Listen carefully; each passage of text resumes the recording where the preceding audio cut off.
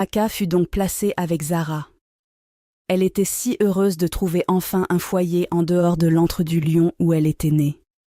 Une réunion fut organisée pour que les filles se présentent aux servantes du palais, et Hawa commença, suivie de Zara, Ogechi, Fatou, Ijeoma et enfin Amaka. Le roi n'a pas divulgué la raison pour laquelle il voulait qu'elles soient 2 par chambre.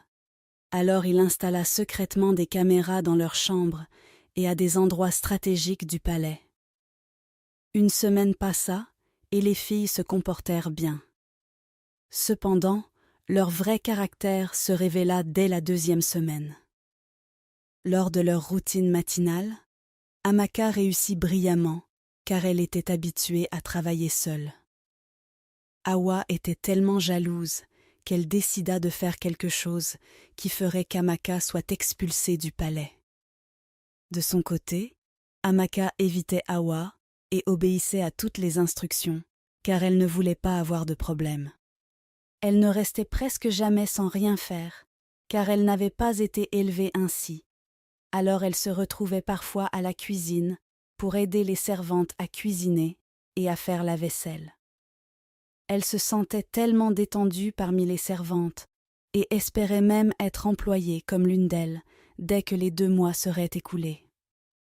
Ogechi était très turbulente au palais et revendiquait une position qu'elle n'avait pas atteinte, tandis qu'Ijeoma couchait avec l'un des gardes du palais et finit par tomber enceinte, ce qui entraîna son expulsion du palais.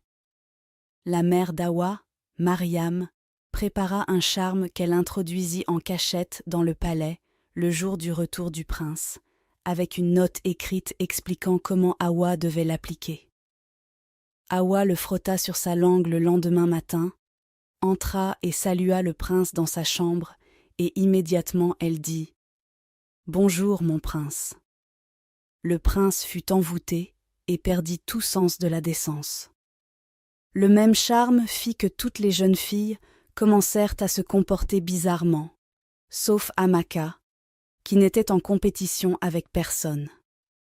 Hawa était tellement heureuse que le charme ait fonctionné et commença automatiquement à se comporter comme la reine d'Ophia, donnant des ordres à tout le monde avec le soutien total du prince.